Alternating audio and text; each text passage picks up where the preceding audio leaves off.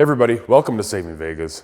And today we're going to be taking a look at the Cerwin Vega VS-150. This is going to be the first video. I'm going to be doing things a little differently. I've acquired a new system that I'm really excited about, and it allows me to take acoustical measurements of a loudspeaker. It's really just going to make my life a whole lot easier when it comes to determining if there's any issues with the speaker. Being able to get a frequency response of a speaker is awesome. I've been wanting to do that for a long time now and finally have the system that I can do it. When I'm taking these measurements, it's not going to be a room measurement.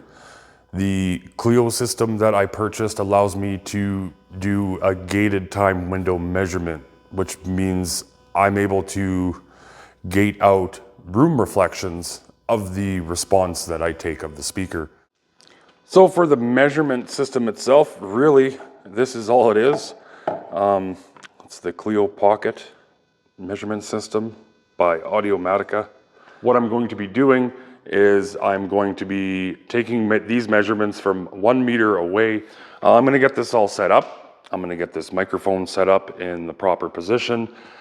And yeah, that's going to be the first thing I'm going to do. I'm going to shoot a frequency response measurement, and we're going to take a look at it, and we'll go from there.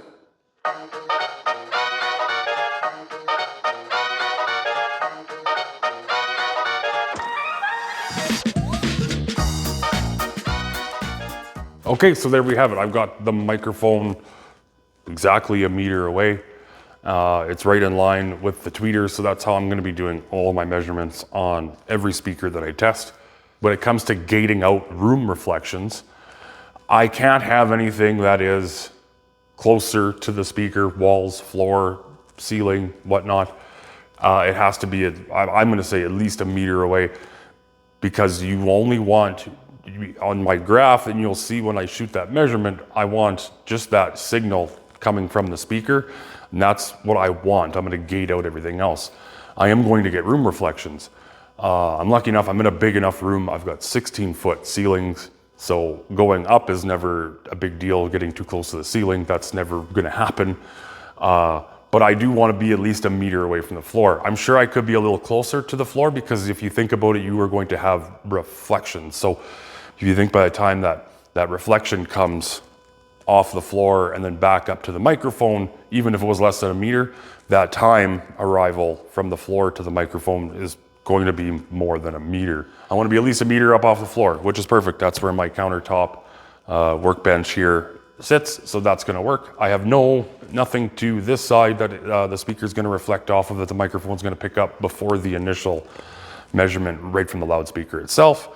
And I'm also going to be sitting over here by my laptop when I initiate the chirp sound to take the measurement. And I mean, I'm going to be, more than 1 meter away. I know there are some issues with this speaker because I've been sitting on these for a while. I have listened to them a little bit here and there, and I have identified a few problems. So I know there's going to be some issues, but I'm going through the process just like I would for the very first time if I got this in here, just to show you guys what happens when I get a speaker in here to work on. I'm going to go ahead and shoot this measurement, and let's see what we get. So let's see what we got. Here's the frequency response of the VS-150. So if we take a look at the frequency response from 200 hertz to 20 kilohertz, it's not terrible. Really, end to end, it is over 10 dB difference up and down, which isn't unexpected with most Cerwin Vega speakers. They're not going to measure perfectly flat. That's not really what they're known for. The ideal speaker will measure flat across the frequency, meaning it's going to play every frequency at the same level, and that is going to be the most accurate. Again, that's not what they're known for, so I'm not really concerned about that, but what I'm looking for is big dips or peaks and stuff like that. And there's a pretty good dip at about a little over 2 kilohertz. After it already kind of peaks up, starting at just after 1 kilohertz, it does kind of peak up to the 90. Again, I'm not overly concerned about that, but that drop does come down pretty hard, and then it starts to kind of slowly play up. So I know there's an issue with the mid-range on these speakers.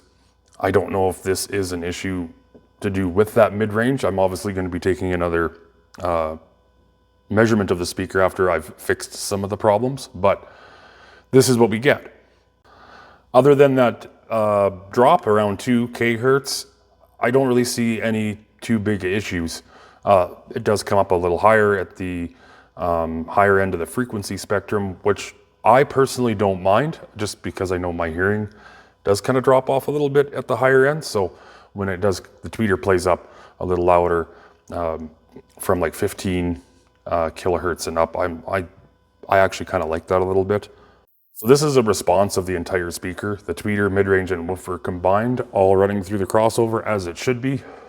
What I'm gonna do, I kind of want to find out what this little dip here is all about in the mid-range. So what I'm going to do is I'm going to shoot measurements of each driver independently, the woofer, the mid-range, and the tweeter. I'm still going to have everything running through the crossover, but I'm basically going to unhook the mid-range of the tweeter and shoot just the woofer, and then I'm going to unhook the woofer, hook up the mid-range, and shoot just a mid-range measurement, and then I'm going to unhook the mid-range and hook up the tweeter and shoot just a tweeter measurement. And I will show those graphs on the same screen all combined, and you can see the crossover points and you can see what each driver is doing, and that is going to help us identify maybe a problem or give us a better idea of what's going on.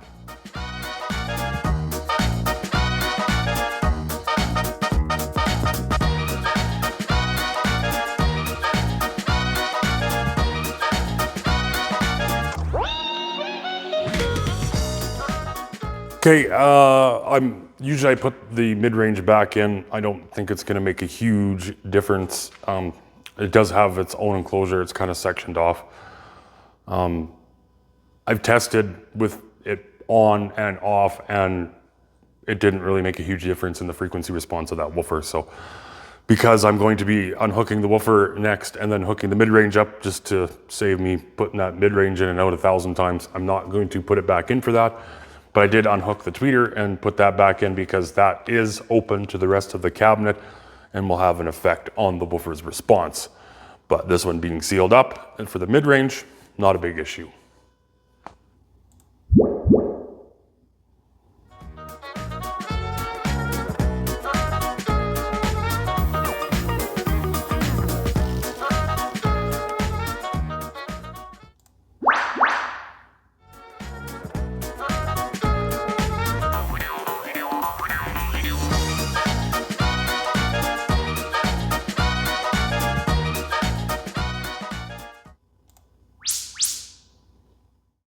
Okay, now I've got the all combined measurements all put up on the same screen here. So the white line is the overall frequency that we were looking at earlier. The red is the woofer, the yellow is the mid-range, and the blue is the tweeter.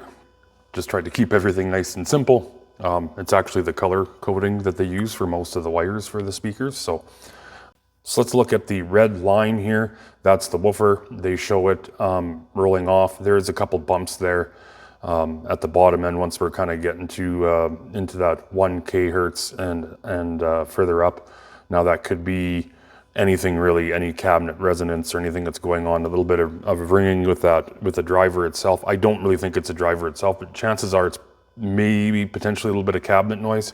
I know these cabinets are in pretty rough shape, so there's a good chance that's kind of what's going on there. It doesn't seem to affect the overall response, so I'm not concerned about that too much at this point. So let's look at the crossover point between the woofer and the mid-range. So where the red and the yellow lines cross is at about 600 hertz. And if you look at the specs for the VS-150, they rate the crossover point at 400 hertz. So that isn't, you know, it's about it's 200 hertz off. So again, I don't know how big of a deal that really is. If you look at the white line, the overall response above that crossover point, they seem to sum okay. So I'm not really concerned about that, but those crossover points are a bit off. And that may be due to that mid-range not working properly. Again, we'll find out once I get some measurements of the speaker with the mid-range that works properly.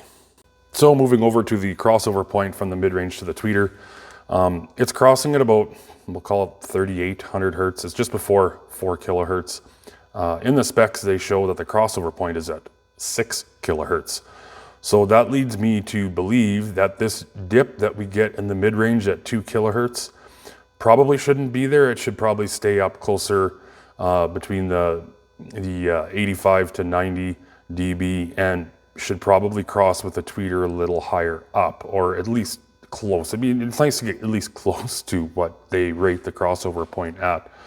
I'm gonna guess with a proper mid-range, it might cross at about 5 kilohertz, just looking at the blue line, the frequency response of the tweeter, just in how that one's playing out. And I know this tweeter is good.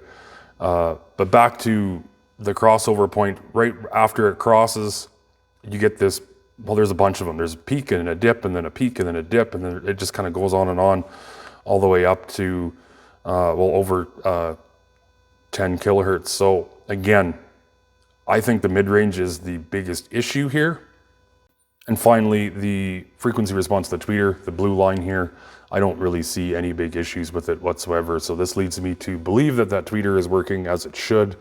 The biggest problem appears to be that mid-range driver. So that's really all there is going to be to go through the frequency responses of the drivers themselves. Okay, so now what I'm gonna do, I'm gonna listen to it. I mean, all else fails, measurements are really nice. Being able to see what's going on is really nice, but you still have to listen to it. I'm gonna hook this thing up to my amplifier.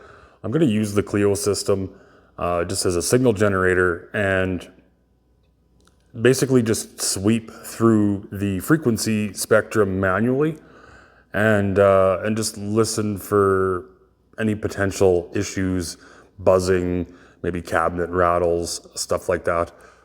Simply what I'm doing here is using the frequency generator on the Clio system to play through the speaker, and I'm listening for, cabinet rattles and, like I said, buzzing and stuff like that. I decided not to put the audio of this in the video because it's kind of hard on the ears. What I did notice was kind of a buzzing sound from the mid-range, and it kind of depended on what frequency, and it kind of came and went, and it was definitely noticeable kind of to the lower end of the mid-range. I don't know if that was affecting the overall frequency response, but it's definitely affecting on how it sounded. So it didn't sound very good. So I knew that was an issue there. The woofer sounded okay, the mid-range not so much, and the tweeter sounded okay. So it was right in that mid-range is where I got an issue. So my next step from here, knowing that we have to look at the mid-range, is to take an impedance measurement of that mid-range itself. It'll give you a really good idea if it's working properly or not.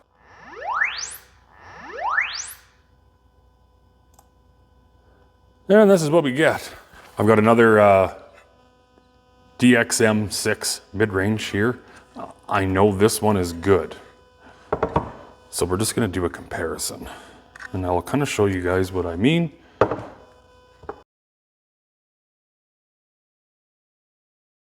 This one is in the red, so the new one I'm going to shoot is going to come up in white.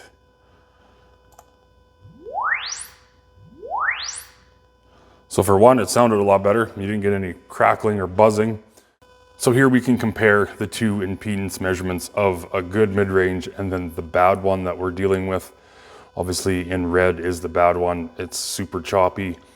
Where the resonant frequency is, you can see the white one comes all the way up over 30 ohms, around that 100 hertz, and it's smooth all the way across. There are a couple little bumps at about 2 kilohertz and just before 5 kilohertz. This, I'm guessing, is a characteristic of this driver, so that could be some ringing from the basket or something that's going on. Even the red one does show little bumps there as well.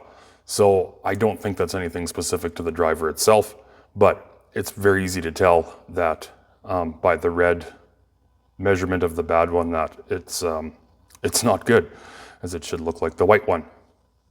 So I'm satisfied with those measurements. Again, I wouldn't have needed that system to see an issue with that mid-range. It was audible. Even listening to some music, depending on the volume, when it was a little bit quieter or playing quieter in the lower frequencies, it really kind of started to buzz. But it was a good example of when I hook it up and you can see that impedance chart of what happens when a driver is not good. Okay, so I got both woofers out of both these speakers. So this is the one we were looking at. This is the guy that it operates nice and quiet. I'm happy with the operation of that one, but just the foam I'm going to change out, because I will be, quite obviously, due to all this, going to be changing out the foam on this one, so I want them to be the same. Even though there's some imperfections in this foam anyways. It's a little wider in some spots and not the others, so yeah, definitely going to be redoing that one. But what I want to do is I'm going to I'm going to hook both of these up, and I want to get an impedance measurement of both of these woofers. This one, I compress in and out. Doesn't feel too bad. I almost feel a little bit of a resistance, like almost a bit of a rub going on there. I mean, it could also be because we are missing parts of the foam here, but the rest of it's attached. So I mean, if the rest of this was done properly, it shouldn't rub even with these parts of the foam missing. So what I'm going to do is I'm going to hook up this woofer. I'm going to shoot an impedance measurement. I'm going to get a graph, and then I'm going to shoot this one after, and we're going to compare the two measurements and see what it shows us.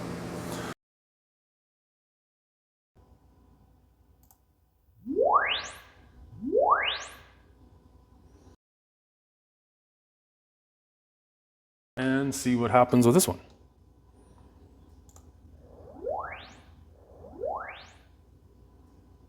So here are the results of the impedance measurement of the two VS-150 woofers. And the red one here is the woofer that was in the cabinet when I did the frequency response tests. And the white line is the woofer from the other cabinet, the one with the foam that was all kind of torn up. I don't believe the damaged foam is the cause of the poor results of this impedance measurement. I believe that when it was refoamed, the voice coil was not centered properly. So what happens is you end up with a little resistance, or the inside of the voice coil former is rubbing on the magnet pole and causing resistance to the whole structure moving, the whole cone and voice coil moving up and down. And it's really going to mess with the impedance measurement. But let's look at the red line here, the woofer that is good. See the resonant frequency comes up and it peaks up to almost 35 ohms, probably about 34 ohms, and that's at about 27 hertz. So that is the resonant frequency of this driver in free air. And then it comes down fairly smoothly, dipping down to its lowest point, probably around 3.8, 3.9 ohms, right about in that 100 hertz to 150 hertz region there. And then it starts coming up and we've got our impedance rise. So it starts climbing, and you see right in between 400 and 500 hertz, we've got a little peak, and it comes up and then back down and then continues to climb. And then again, after 1 kilohertz, you've got another little peak, and it smooths back out, and then it starts rising again. This is your impedance rise all the way up, and then off the charts at 40 ohms and over there at about 10 kHz. So we've got these two little peaks.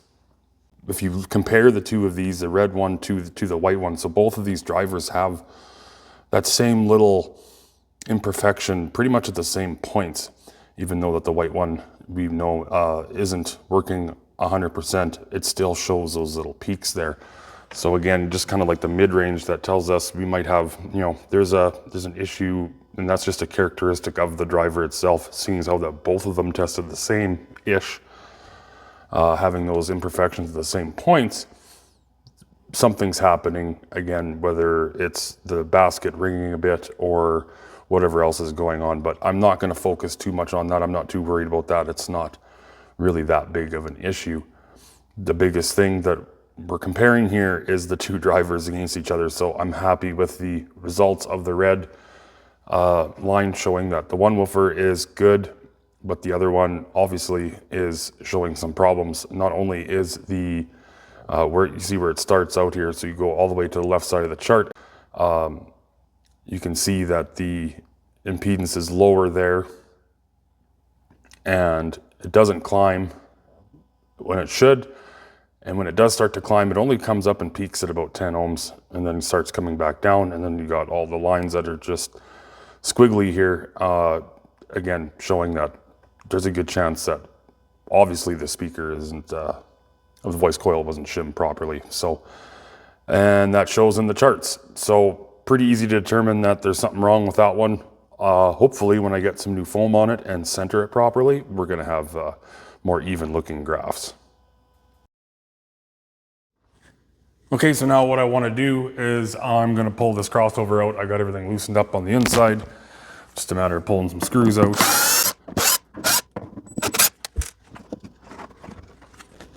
So it can be a bit difficult to get these out sometimes, just because, there we go, of that separate enclosure for the mid-range. These two wires are right here, go up into that separate enclosure. So you kind of have to break the, you got some caulking and stuff in there just to seal up where the speakers go through. So here we have the terminal plate for the VS-150. They are the same for the 120 and the 150. They both have the same binding posts and the same markings. The impedance is 4 ohms for both of them. And they both have this fuse holder, and it says here to press down, pull forward to remove the fuse. It does take a 2.5 amp slow blow fuse. And yeah, just be very careful with these. They can get brittle over time, and you don't want to break those because it's pretty hard to find an exact replacement like this. You're left with kind of having to mock something up with a different kind of a fuse holder. To open these, you just simply press down on the top, and then it'll kind of pop out, and you just pull it out, and then it'll come down, and then your active fuse is going to sit in this spot right here. And it's kind of a neat little thing that I don't know if everybody knows about, but there's also a spot to hold a spare fuse. You can see here where that spare fuse can just kind of slide in. And yeah, you blow a fuse, you can always have a spare one on hand, ready to pop in. So here we have the back of it. You can see there is one capacitor on the very back of the board here. This is a 5 microfarad Mylar capacitor. This is really only, this is the only cap that is accessible without having to take this crossover apart a little bit. And you can see the spots there are 6 screws. They're small Phillips head screws you can take out, and then you can kind of separate this crossover. Once you remove those 6 screws, usually you're able to separate these two. Sometimes, depending on what kind of components are in there or how they glued it, sometimes the like hot glue that they used on here is kind of holding everything together, so you might have to do a little bit of prying or cutting away of that old glue, but they will separate, and then you end up with this. So to the right and the back of the plate, you can see there are these, where the back of the terminals are, you have the red positive wire going into the fuse holder, and then from that fuse holder, it comes out, and then it actually goes into the PCB, and that's your input from the positive. And there's also the negative, which is the black. That just goes directly to the terminal. It does not run through the fuse holder, obviously, because you're just kind of fusing that incoming positive line. Focusing on the left, you can see the rest of the components on the PCB after they're all split apart. So looking at the components used in this crossover, you see on the left there is a inductor, and that's a laminated iron core inductor. There's another, you see the other round black. These are also inductors as well. They've got like a black tape wrapped around it, and they're mounted sideways. They did a pretty good job for the most part. How they mounted these inductors, you can't have them mounted too close to each other or mounted a certain way because you end up with interference. So they did a good job there. But there are a lot of cheap parts in here, and most of these inductors, aside from the large one here on the very far left, the other 3 on the bottom, the top, and then the side there, these are all like a solid core inductor, and these are kind of the lowest quality that you can get. And again, other than that 2.5 microfarad Mylar cap, the rest of the capacitors in this crossover are all electrolytic. So not really the greatest quality of components you can use, but you know, built to a price point, they are what they are. Main thing I'm going to focus on is some of the damage. So if we look closely at this smaller capacitor, we can visually see that obviously this capacitor isn't going to be very good. It's bulging out the side and the top.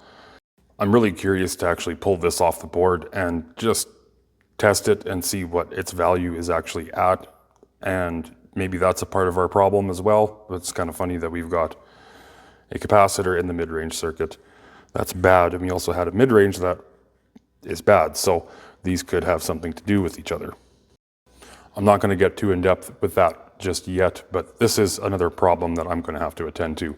And I'll probably include that in the video I do when I have to fix these crossovers. Maybe do a little bit of upgrading, we'll see.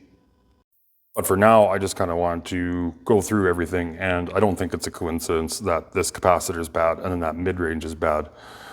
It's clearly a sign that these have been probably abused, ran very, extreme volume levels and had a lot of power getting put through them. The heat got too much for them, and it actually started to bulge out that cap. Okay, that's gonna do it for this video. It was successful to a point where I found out all the things I need to fix. I was able to use that Clio measurement system to confirm the things that I heard that had to be fixed. And yeah, next step from here on is refoaming the woofers. I'm gonna be putting out a video on those mid-range drivers on fixing those. It's a little tricky, kind of doing some of the work, and it's really finicky kind of repairs. I think it's better than purchasing a new aftermarket mid-range and throwing it in there and just hoping for the best that everything is gonna work properly within that factory crossover. Because you start putting different drivers in with that same crossover, you run into all sorts of issues, and they're not all designed the same, so that doesn't always work as intended. So in my mind, repairing the original, if you can, why not? So that'll be another video in the near future coming up, as well, with the refoam on the woofers and also the crossover work. There's some work to be done on these crossovers, and I will be going through those, measuring them, seeing what's out of spec. What's obviously visually out of spec, and then maybe some that are out of spec that aren't as easy to tell by that one that was swollen there. Sometimes it's not that easy. But we'll be measuring those, replacing them, again, depending on what price point we want to kind of stay in. We just kind of want to get them up and running and as good as they were when they were new. So yeah, for this one, that's about it. Other than videos I'll have coming up on the VS-150, getting that fixed up and ready to go. I also have a set of Cerwin Vega 12TRs in the shop right now. A gentleman brought them to me to get some work done. He's not satisfied with how they sound. So if you want to see those videos and you like this video, please hit that subscribe button. It would help me out a lot. I'd appreciate it. And yeah, stay tuned for the videos yet to come. And remember, Cerwin Vega, big or small, save them all.